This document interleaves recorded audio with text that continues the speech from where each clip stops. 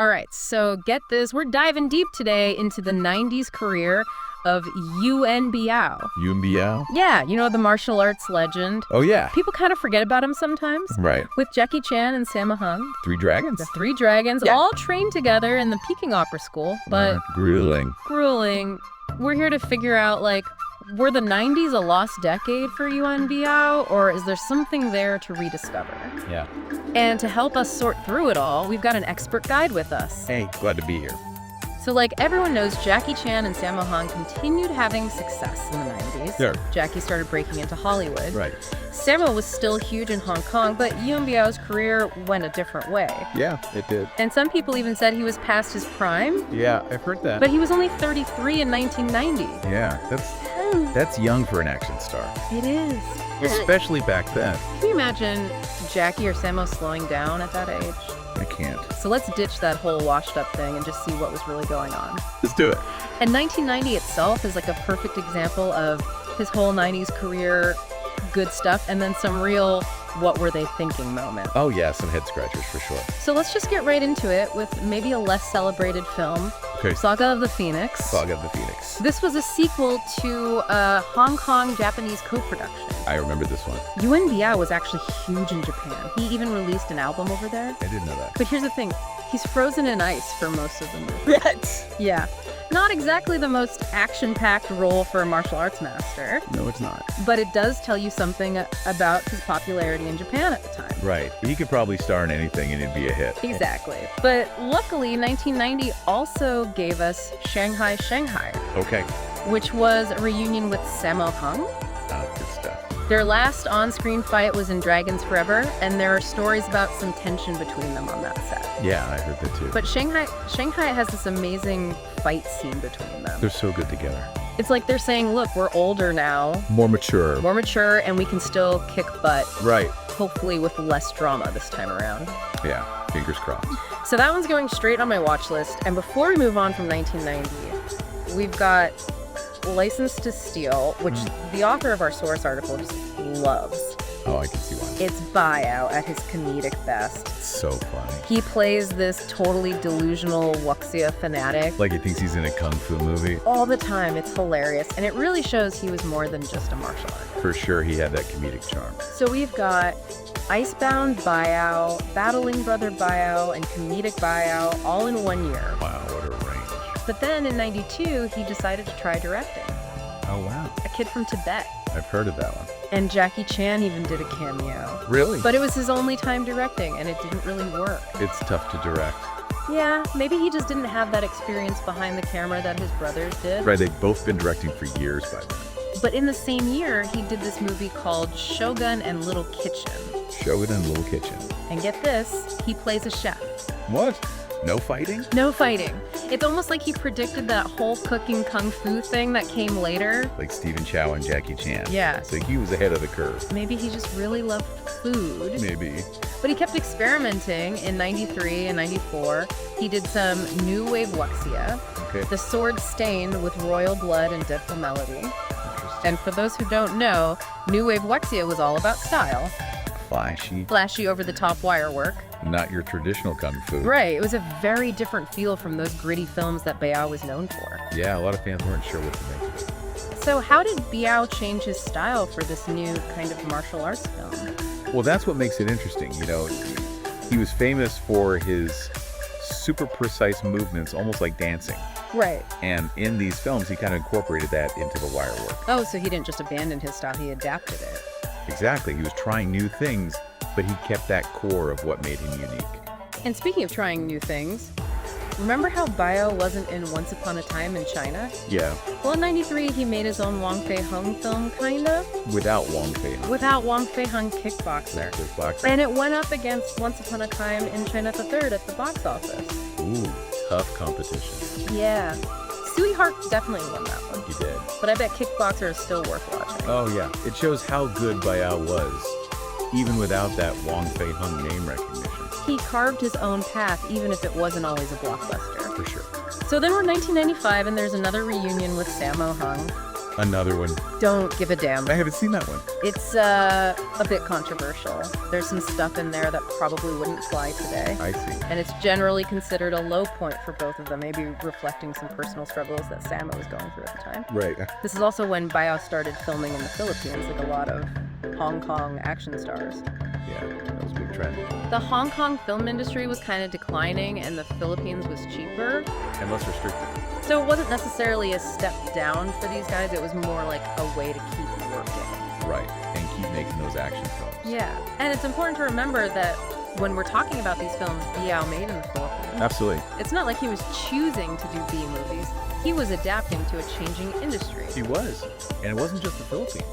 Yeah, because in '96, Yuen Biao did this really unique Hong Kong film, Oh, yeah. The Hero of Swallow. It wasn't your typical 90s action movie. Not at all. It was directed by Su Sang, who was known for those fantasy wuxia films back in the 60s. Like a throwback. Yeah, a real throwback. So what was Biao doing in this time capsule of a movie?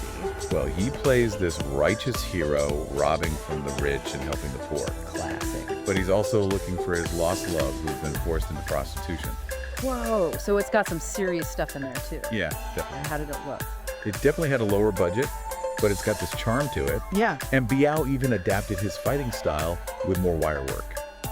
Interesting. Yeah, it's a different side of him. Okay, another one for the watch list. But Biao's 90s were full of surprises. Like in '96, he also did this Taiwanese kids film, Oh, yeah. Dragon in Shaolin. That one rings a bell. It's best remembered for its unique sense of humor. Let's just say it involves a certain part of the male anatomy. And move on. Agreed. But luckily in '97, Biao was back in more familiar territory with Hero. Hero. Yeah, this was the Shaw brothers trying to make a comeback. I remember that. It was a remake of that classic The Boxer from Shantung. Okay, so big budget remake of a legendary film. Was this Biao's big comeback moment? It could have been. He plays this gangster who takes Takeshi Kaneshiro's character under his wing. Okay, Shikane-shiro? And the action is amazing, choreographed by Corey Yuen, who worked with Biao on Righting Wrongs. That's a good one. And get this, it has 4 members of the 7 Little Fortunes. Well, for those who don't know, the 7 Little Fortunes were these Peking opera school kids who became huge in Hong Kong cinema. Exactly. So Hero was like a reunion of legends. Sounds like a hit. It should have been, but the timing was bad. The Hong Kong film industry was really struggling. Ah, so even a movie this good couldn't save the Shaw brothers. Sadly, no. And just a few months later, Biao was back in the Philippines for what would be his last leading role in a movie. Wow, his final bow as a leading man in the Philippines. Kind of poetic, right? It is, what was the movie? The Hunted Hunter. Okay. Biao plays this fugitive wrongly accused of murder. Gritty. Yeah, it's a solid performance, even if it's not his most famous. A fitting end to an era. It is. So did he retire after that? Not quite. In '98, he moved to television. Oh, okay. He did 2 series, one in Taiwan called The Righteous Guards, and one in mainland China called The Legend of a Chinese Hero. Makes sense, a lot of action stars do that. Right, it lets them try different roles, Huh. and it's not as physically demanding. And this was when the Philippines thing was kind of ending. Yeah, the industry was changing again. But Biao wasn't totally done with movies. In '99, he had a supporting role in A Man Called Hero, directed by Andrew Lau, Oh, wow. The guy who did Infernal Affairs. the one that inspired The Departed. Awesome. So A Man Called Hero is this visual spectacle full of CGI and amazing martial arts. Sounds cool. And even though Biao has a smaller role, he plays this righteous boss of a restaurant called China House, and he still gets to do some of his classic moves. Nice. So even in a supporting role, he's still Biao. Exactly. And it makes sense after such a crazy decade like the 90s that he might want to step back a little. Yeah, focus on quality over quantity. Maybe choose projects that he really connected with. Right, and even though his 90s films might not be as iconic as his 80s stuff, it shows how versatile he was And how adaptable. as both an actor and a martial artist. So looking back at Yuen Biao's 90s, it wasn't some kind of career slump. Not at all. It was more like this period of him trying different things. Yeah, he was open to new genres, new people to work with, even new places to make movies. It's easy to judge a career by box office numbers or awards, but that doesn't tell the whole story. Right, especially with Hong Kong cinema.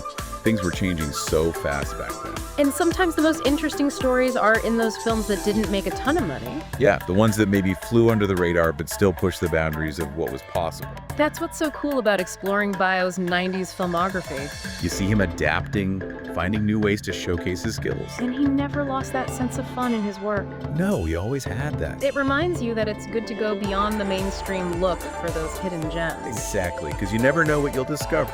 Speaking of hidden gems, the author of our source article made a list of their top 5 Yuen Biao films from the 90s. Oh, cool. Are you ready for this? Give me. At number 1 is License to Steal. Good choice. I love that one too. His comedic timing is just perfect. It's a great example of how he was more than just a martial artist. Number 2 is Kickboxer, his take on the Wong Fei-hung story, but without Wong Fei-hung. It shows you how talented he was, that he could carry a film. For sure, number 3 is The Sword Stained with Royal Blood, that new wave wuxia at its best. So visually stunning. Totally. And at number 4 is Tough Beauty and the Sloppy Slop. That title alone. I know, right? It's a wild one. It really is a classic Filipino action movie, and it shows how Biao could thrive anywhere. He could. And rounding out the top 5 at number 5 is Hero. Hero. A reminder that Yuen Biao is a true martial arts icon. Yeah, a great way to end the list. So there you have it, folks. The top 5 Yuen Biao films of the 90s, at least according to one fan. Of course. This is just one opinion. We want you to watch these movies and tell us what you think. Yeah, what did you love? What surprised you? What did we miss? Let us know on social media. Keep this conversation going. We might even do another deep dive into Yuen Biao's career sometime. There's definitely enough material. So much. Big thanks to you for being here. It's been so fun revisiting these films. I had a blast. And to all of you listening out there, keep exploring, keep asking questions, and most importantly, keep diving deep into the world of film. Couldn't have said it better myself. We'll see you next time.